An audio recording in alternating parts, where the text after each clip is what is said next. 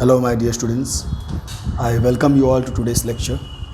Wishing you the best time of the day, the time you are watching this lecture of mine. So, we have completed with exercise 10.5, I suppose. This is 10.5. Yes, 10.5 up to question number 7 we have completed. And now we are heading to solve question number 8. And I just advise you all students that you please do solve all the questions on your own till question number 7. Of course, then only you will find all these questions 8, 9, 10, 11, 12 also equally easy. So coming to question number 8. In question number 8 they have told if the non-parallel sides of a trapezium are equal. See, when they say this, what do they mean to say is that this is a trapezium and these are the non-parallel sides. Okay, these are the non-parallel sides, these are parallel sides, this and these are parallel sides, whereas these are the non-parallel sides, and they are telling these are equal. These are equal. So if supposing I have got A, B, C, D, they want to tell you is that if the non-parallel sides of trapezium are equal, then prove that it is cyclic. See, what does they mean? Actually speaking, they want to tell you that whenever you have a trapezium which is isosceles trapezium, isosceles means the non-parallel sides congruent. Whenever you have an isosceles trapezium, there will be a circle which will be going through all the vertices of the parallelogram. That's what they mean to tell you. These all things play a big role when you are doing civil engineering or carpentering and all those type of fields. These all play a big role, that when you have to make a circle or you have a trapezium, then can you fit what you can fit over there, and all these play a very important role over here. Now the thing is that they want to prove that these are concyclic, means the same thing what I am telling, that there can be a circle which can be going through all these 4 vertices. Okay, so you have in given you will have quadrilateral A, B, C, D is an isosceles trapezium. This you may write, you may not write, it's up to you, but AD is congruent to BC. This is important, and you have to prove quadrilateral A, B, C, D is concyclic. This we have to prove. So here what happens, construction you will have to draw first, and before I proceed you have to remember, when you are going to prove ABCD is a concyclic, means you have to prove any pair of opposite sides are supplementary. If A and C are supplementary, you are free to say that they are concyclic. Okay, or even if DB is are supplementary, then even if still you can say that they are concyclic. Construction: draw segment BE parallel to AD, it has to be parallel to AD, and D dash E dash C, means they should be in the straight line. So from here I will draw a parallel over here, and this is my construction. See, my dear students, what is the funda that I am going to use over here is that, see, you should remember the logic that is going to be used. This was not needed actually speaking, so the circle was not needed. See, what you have to do is, see, first I will prove that this quadrilateral A, B, C, D, A, B, E, D is a parallelogram. This I will have to prove, which will be very easy to prove, because we know, because it is a trapezium, AB is parallel to DE. Actually AB is parallel to DC because it is a trapezium, and therefore AB is parallel to DE because they are in the same line. Are you getting? AB is parallel to DC because parallel sides of trapezium, and because AB is parallel to DC, so AB has to be parallel to DE because they are on the same line, D dash E dash C, and AD is parallel to B. This you have done by construction. Therefore this will be a parallelogram. Now what happens, Because of that, this angle A will be congruent to angle DEB. Now supposing I will purposely mark it X over here. You can even mark 1, 1, anything that you feel you are comfortable with. Okay, so 1, 1. The both are going to be equal to 1, 1. This is done. Angle 1, they are going to be congruent to each other.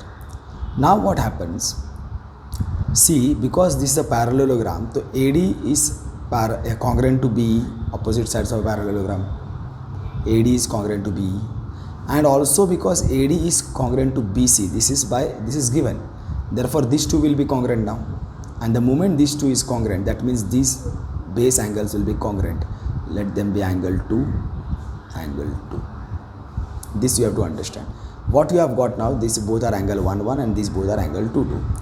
Now you have to understand that these angle 1 and angle 2 are basically what? Angles in linear pair. So this value angle 1, this value angle 2, if I add the two values, it is going to be 180 degree because they are angles in linear pair. Here angle 1 and angle 2 are angles in linear pair. Here in this case, at this point, angle 1 and angle 2 are angles in linear pair. Therefore, angle 1 plus angle 2 is going to be 180 degree. But whatever is this value is same value over here. Whatever is this value is same value over here. Therefore, this angle 1 and this angle 2 also are going to give to add up to become 180 degree. That's all. This is what you have to use. Solution. See. Now, first I will give in quadrilateral A, B, E, D. Now basically AB is parallel to DC because parallel sides of trapezium. They are parallel sides of trapezium.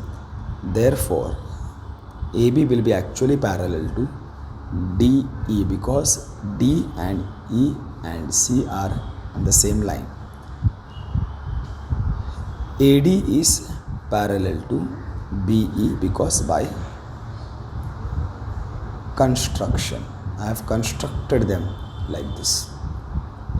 Therefore, quadrilateral ABED is a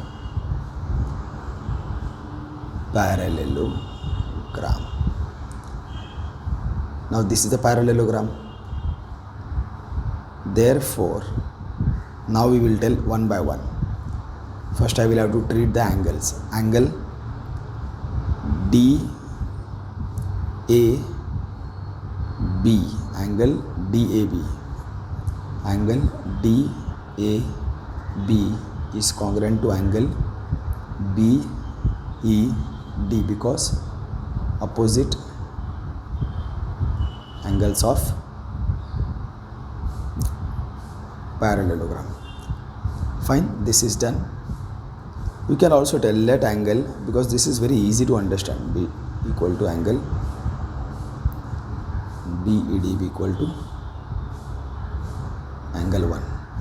Okay, so these are angle 1.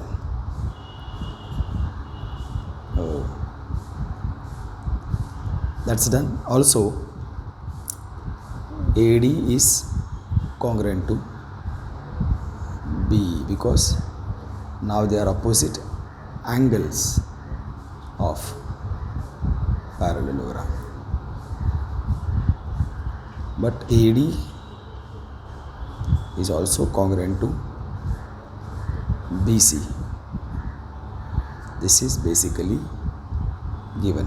Therefore, BE will be congruent to BC from 3, 4. So we have got BE congruent to BC now. Therefore, angle BEC is congruent to angle BCE. Isosceles triangle property. Other sides, angles opposite to congruent sides also you can write.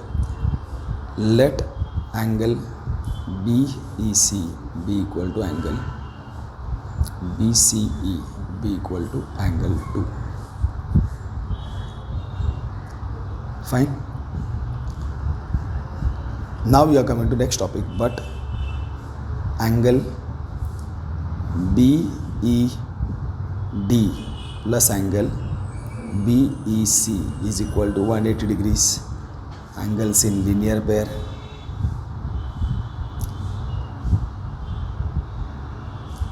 And therefore angle BED is what you have got. Angle BED is 1. Angle 1 plus angle BEC is angle 2. From 2 and 5. Therefore now angle 1 is actually equal to angle DAB also. Angle DAB and angle 2 is actually equal to also angle BCE. Angle BCE is equal to this also we will get from 2, 5. Therefore quadrilateral ABCD is concyclic because of converse of cyclic quadrilateral theorem. उल्टा है. If opposite angles of a quadrilateral are supplementary, it has to be that the quadrilateral is concyclic. This is how.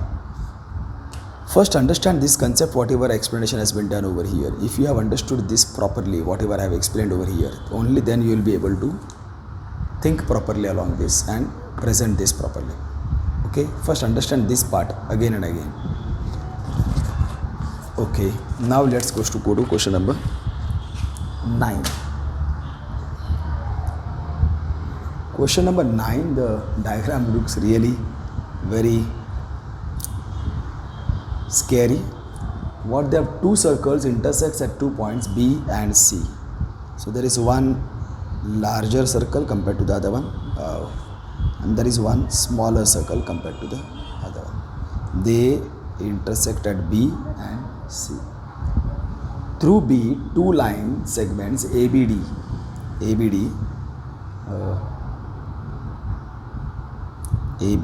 so I can draw it from here. This is ABD and PBQ are drawn to intersect the circles at AD and P and PBQ. So this is coming from somewhere from here. PBQ. Fine. The prove that ACP. See, this is ACP.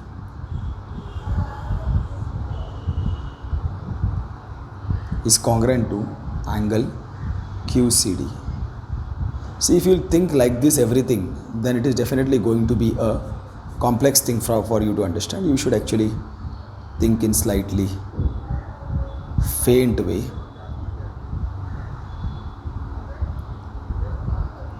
See, this is the case. From here they have drawn a line like this. From here they have drawn a line like this. Okay, this is point B, this is point C, this is point B, A, B, D, C, Q. Fine. Now here they, after doing this, they are asking you to prove that angle ACP is congruent to angle DCQ. So that is what they are asking you to prove. Now what I will do is that, see, try to understand first of all, what can you apply? See, one thing is sure, my dear students, when the diagram looks very scary, what that is scary is actually very simple to solve, and what that looks simple is always complex to solve. So here the diagram is very complex, so you may be, but to go step by step, this you have to prove congruent. Angle ACP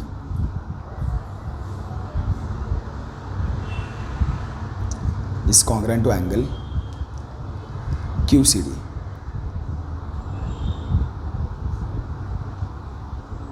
Fine, this is how you have to prove that they are congruent. Now actually speaking, chalo forget, they are not congruent to each other, forget about them. But when you consider this circle at a time, when you consider this one circle at a time, okay, this one circle at a time, then this angle ACP is going to be congruent to what? this angle ACP is going to be congruent to which angle? For that I have to trace this ACP, AP, arc AP is subtending this angle ACP. This arc AP is subtending this angle ACP. Is it on the circle? Is it subtending any other angle on the circle? So this arc ACP is subtending from here. If you will see this A and P, these lines are coming out, and from here these dotted lines are shooting over here. So this will be A, B and PB. If you will see, these two angles are going to be congruent, angle 1, angle 1, because they are subtended on the circle by the same arc AP. Same thing I will do over here. This is subtended by arc DQ. Fine. So this arc DQ, is it subtending? This is subtending over here DCQ. Is it subtending any other angle on the circle, on its circle? So yes, you can see this angle DBQ. Fine. So these two angles are going to be congruent. Now just leave this. Now can you say this angle 1 and angle 2 are congruent? Yes, they are vertically opposite angles, because this ABD and PBQ are straight lines. So they are vertically opposite angles. So here angle 1 is congruent to angle 2. So wherever this value of angle 1 and value of angle 2 are going to be congruent, so therefore these values of angle 1 and angle 2 are also going to be congruent. Therefore angle ACP is also going to be congruent to angle QCD. Simple. You have to go step by step, my dear students. So first what you will do, you will take the possibility of the arc. Of course first I have to write in, given you don't have anything congruent, nothing like that, only type of the circle over there. Okay, and then to prove, here what is important is to prove angle ACP is congruent to angle QCD. This is what we have to prove. So now coming over here, considering arc, now I told you first we have to prove this congruent. I'll write over here, since angles subtended by same arc on the circle in the same segment are congruent. Therefore, this arc AP is subtending which angle? Angle ACP. Angle ACP is congruent to angle ABP. Now you will tell, let angle ACP be equal to angle ABP be equal to angle 1. So you will be able to understand what is happening. Angle 1, jidhar bhi angle 1 dikhega, they are congruent. Okay, similarly angle QCD will be congruent to angle QBD. Let angle QCD be equal to angle QBD be equal to angle 2. Fine. But now you can see PBQ and ABD are intersecting lines. Since this is optional, my dear students, this is up to you whether you should write or not, but when you write it, it makes an impression. And since PBQ and ABD are intersecting lines at B, therefore this angle PBA is actually congruent to angle QBD because vertically opposite angles. Therefore this PBA is angle 1, this QBD is angle 2. Fine. From 1 and 2, here I am getting this. Therefore, but angle 1 is also equal to, instead of angle PBA, it is also equal to angle ACP. angle ACP is congruent to, and this angle 2 which I have taken from here is also equal to angle QCD. Angle QCD from 1, 2, 3. Hence proved. Okay, my dear students, I hope this is clear. Have a clear idea, clear picture. Okay, I don't find any reason for complexity any type over there. Now actually with this I think we have finished with all sorts of difficult questions in this. Actually the remaining are actually, I feel they are very easy. If circles are drawn taking two sides of a triangle as diameters, prove that the point of intersection of these circles lie on the third side. Here my dear students, what they are asking you all people, that I will draw it ulta, but at present I am trying to explain you what they have told. Circles are drawing taking two sides of a triangle as diameters. So these are the diameters. So this is first side, this is second side. If I draw a circle taking two sides as a diameter, so this is going to be slightly difficult. Like this they mean to say. Okay, means it has to be diameter, but this is not a diameter. So, and afterwards you take a circle which is again this diameter. No, this also has come wrong. Okay, then they mean to say the third side will be actually falling on this, but this will not be falling on this because our circles are wrong. This is how you are supposed to draw the diagram, but I will draw in slightly reverse way because otherwise my diagram will not come right. Instead of taking like this, try to understand I am drawing in the wrong sequence, but diagram should be like this. What they mean to say is that when you draw one circle, okay, I'll do one thing, otherwise I'll draw. That will be a slightly tedious job. Another thing is that, okay, I'll draw with the help of diameter, then maybe you will be able to understand in a proper fashion. Supposing this is one triangle, side of one triangle, and supposing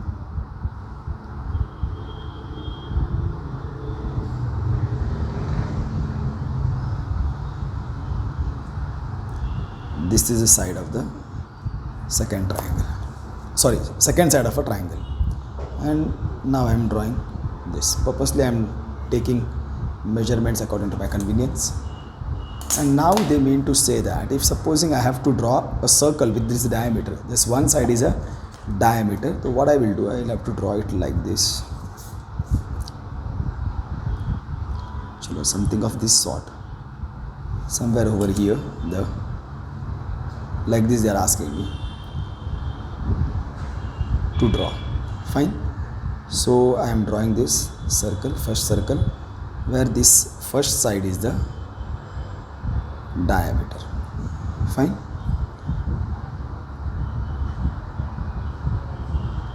So this is the diameter of this side is the diameter of the first circle. Now I will have to draw second circle, which is where the diameter, second side of the triangle is the diameter. Okay. So somewhere over here the center will come. This is there and this is there. So if I draw this, see now what will happen. It is going to happen, it is not, I am not going to see. The third side is coming on the intersection, point of intersection. That is what they mean to say. The third side will be the point of intersection. That's what they mean to say. If A, B, C is a triangle, if AB, taking AB as a diameter, a circle is drawn, taking AC as a diameter, a circle is drawn, then the next point of intersection of a circle will be falling on the third side of the triangle. It will come on that. When I meant to say I will draw in a reverse fashion, actually I usually do this because now I have understood the concept. So what I normally do is that I first draw the intersecting circles like this, and then I fit a triangle over here, considering this as a circle center, then I draw a diameter over here. Now this is my first side, considering this as a center, I draw another diameter over here. So automatically if you will see, it comes like this. So this is reverse way I do, but this way maybe you will be getting confused. This is the right way of understanding and the perfect way of understanding. not only right, it is perfect way. So here you will see this opposite common side is going to lie on the third side of the triangle. That is what they want you to prove. Okay, so this is my D. So AB is diameter, AC is diameter. These two things are given, and to prove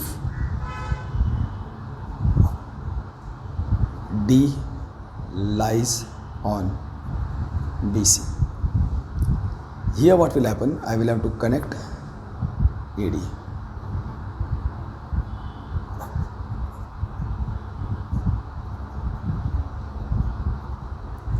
If I draw this segment AD, now my dear students, properties of the diameter. See, AB is a diameter, therefore arc ADB is going to be a semicircle. Therefore angle ADB is going to be 90 degree. Fine. AB is a diameter. This is given. Therefore angle ADB is equal to 90 degree. Reason is angle in semicircle. Also AC is a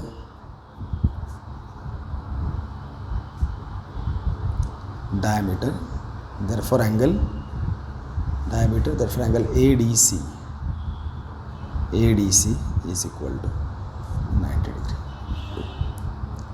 Fine. Then you will tell angle ADB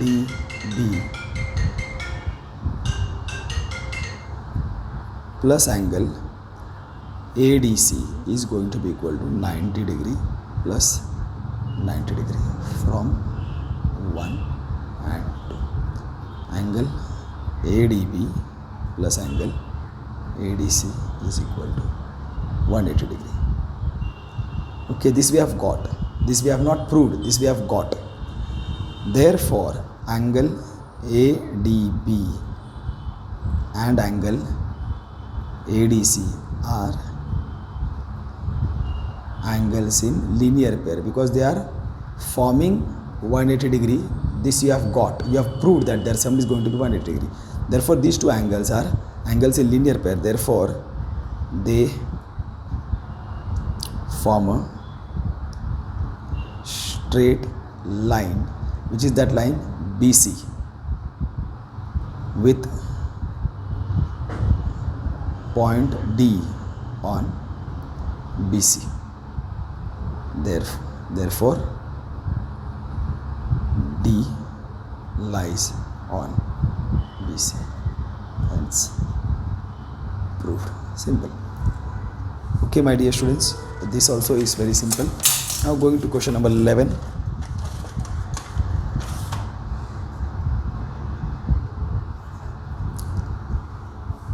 ABC, ADC are two right triangles. They are two right triangles with common hypotenuse AC.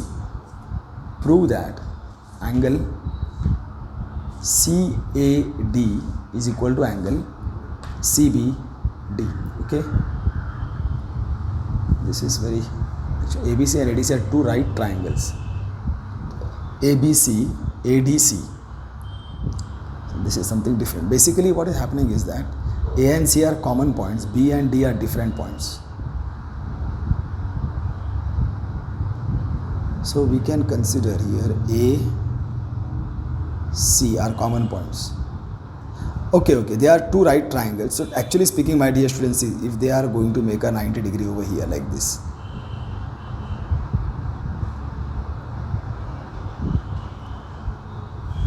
like this, okay, and one more is there which will be making 90 degree, supposing like this. So what do they mean to say? A, B, C, ADC are two right triangles having common hypotenuse AC. Prove that angle CAD is congruent to angle CBD. Here what happens, first of all, see, try to understand, this is segment AC which is subtending angle ABC and angle ADC on the same side of the AC. Same side in the sense, comparing AC, this is the left hand side, that is the right hand side. So we could have drawn it any way. If supposing AC would have been like this, so it would be ABC, ADC. So it is still same side, upper side or lower side. But here we are taking them as the same side, left hand side.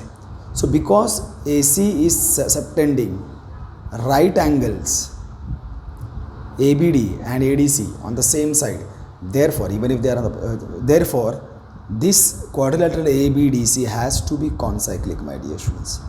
This has to be concyclic.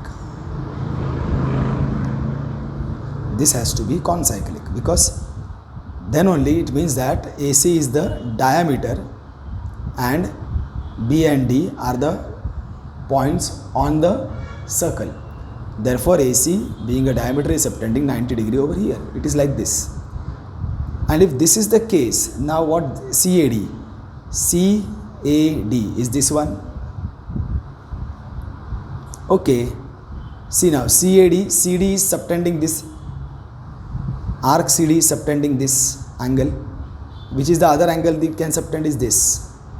I will have to draw this. CBD. See whether they are, yes, angle CBD. They will be congruent like this. See, go step by step. Then you will understand this. In the first case, what they are asking you is that this is AC. Drawing this 90 degree. Drawing this 90 degree. Okay, fine. So this is AC. So what you will tell over here? Segment AC subtends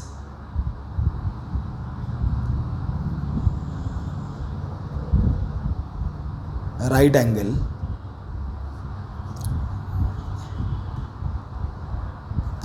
ABC and right angle ADC, like this.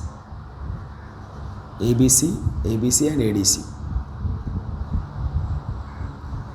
Therefore